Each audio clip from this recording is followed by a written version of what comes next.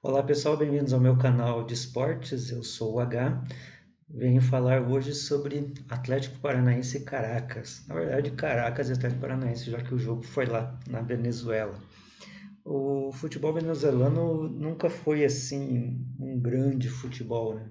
Pelo menos desde os anos 80 para cá, não teve assim grandes times ou grandes jogadores da Venezuela, né, de que tenhamos notícia. Portanto, o jogo de hoje era considerado um jogo fácil para o Atlético, que deveria ter vencido, não obstante o empate de 0-0. Mas o que aconteceu no jogo? O Atlético dominou o jogo, teve muitas oportunidades.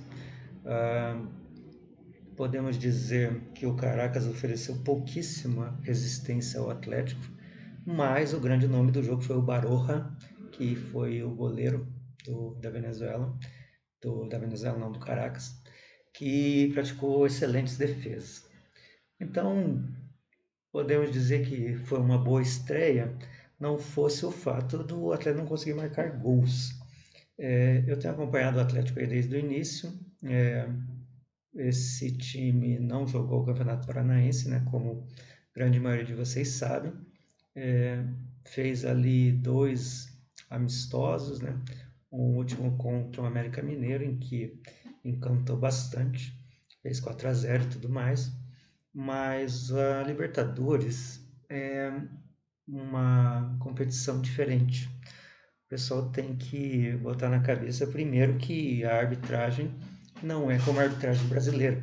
Lá eles não dão qualquer falta, né? E muitos jogadores viciam aqui na forma como os árbitros brasileiros apitam e ficam se jogando.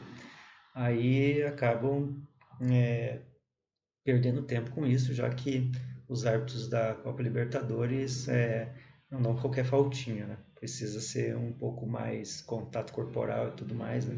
E eles entendem muito o jogo de corpo ali e essas coisas.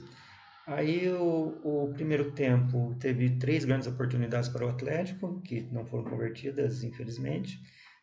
Depois o Alberto Valentim resolveu mudar o jogo perto ali dos 15, 20 minutos, né? Talvez um pouco mais, não sei precisar exatamente qual foi o momento que ele começou as mudanças.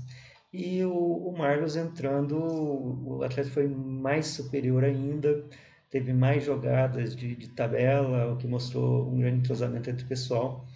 Mas esse passe final talvez tenha que ser melhorado e tudo mais, né? Eu percebo também que há muita individualidade no Atlético, né? Não há assim aquelas jogadas mais trabalhadas, mais construídas, né? Jogadas ensaiadas que normalmente é competência do treinador, né? A técnica, o planejamento do jogo é competência do treinador.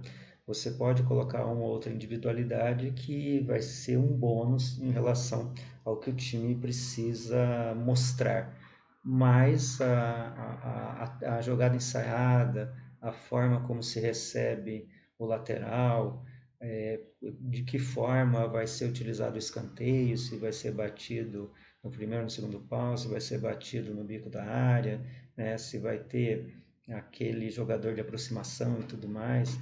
Isso, infelizmente, o nosso técnico não tem, né? É difícil já falar que o técnico não serve para a temporada, como a torcida do Atlético tem falado, né? É um pouco irritante, né? Para os torcedores que você tenha um grande elenco, porque o Atlético tem um grande elenco, foi feito um grande investimento aí nesse início de ano, e você não consiga os resultados. Mas é apenas o começo, né? E talvez falte ali um pouco de ritmo de jogo, já que o pessoal não jogou o Campeonato Paranaense, então eles precisam de um pouco mais de tempo, né, para se ajustarem. Ainda não é exatamente uma equipe.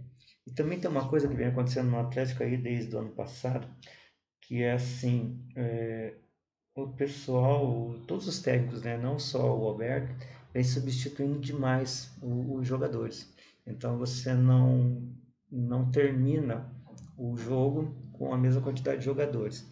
Eu entendo a questão fisiológica, né, porque assim o pessoal não quebra. Nota-se também que no ano passado você vai pegar três ou quatro contusões apenas, né? O dos jogadores do Atlético, talvez por causa desse planejamento, e não jogar o tempo todo. Mas a ideia seria que você tirasse aqueles jogadores que não estivessem mais rendendo, mesmo que fosse por cansaço. Em alguns casos não é por cansaço, é por, como é que eu vou dizer? Não sei se a palavra seria essa, um vício, né? Precisa tirar, não sabe Deus por quê, precisa tirar. Às vezes está ganhando, tira, às vezes está perdendo, tira, está empatando, tira. Então nem sempre precisa tirar, né? A não ser que o jogador realmente não esteja aguentando. Só que o jogador ele é feito para aguentar 90 minutos. Para sair, se ele tiver, digamos, uma sequência de jogos muito grande, o que não é o caso, já que eles não jogaram muito. Então, uma praxe, essa era a palavra que eu estava procurando, uma praxe, né, utilizada pelos técnicos do Atlético. Precisa trocar o jogador. Mas daí assim, e esse jogo, né? Se não trocasse, o Atlético não iria para cima, evidentemente. Mas poderia ter começado já com essa formação, já que nós temos aí Vitor Bueno, nós temos Marlos e outros grandes jogadores aí, a não ser que eles realmente não aguentem o tempo todo, e daí vale aquela situação, né? Nós não estamos lá no dia a dia, né? Quem está lá no dia a dia é o Alberto. Então ele que sabe ali quanto que um aguenta, quanto que o outro aguenta. Mas dava para fazer mais. Aí, mas também tem que levar muita coisa em consideração, né? Eu soube que o transporte para lá foi muito cansativo, né? E o pessoal chegou, se não me engano, chegou hoje mesmo para fazer o jogo, né? Então tem que levar isso em conta, né? Essa estafa aí do deslocamento, né? Então chega-se lá, já não chega em perfeitas condições, né? E outra coisa que eu venho percebendo também em relação ao Atlético é que ele tem jogado melhor em casa do que fora, né? Então, em casa parece que o pessoal se agiganta mais e tal, e se sente mais à vontade para jogar na Arena da Baixada. E aí, quando sai, se retrai muito, né? Ou acaba não jogando tanto, o que acabou não acontecendo dessa vez, né? Realmente, o grande detalhe dessa partida foi o Barroca. E aí, o que que acontece? Por que que você é surpreendido, né, como um jogador como o Baroja, que é o goleiro do Caracas? Porque não há realmente planejamento nesse sentido. Não há alguém que você mande acompanhar, né? Poxa, como é que é esse Caracas, né? Eu me lembro que o técnico do Atlético foi campeão em 2018, daqui a pouco eu lembro o nome dele. Ele, quando ele foi jogar com o Caracas, ele sabia todas as características do Caracas. Ele sabia quem que era o melhor jogador, qual que era o tipo de jogo que o Thiago Nunes, qual que era o tipo de jogo que o Caracas fazia, ele sabia qual o lado que era mais fraco, para onde ele poderia explorar, e por isso venceu o jogo. Parece que não está acontecendo isso no Atlético.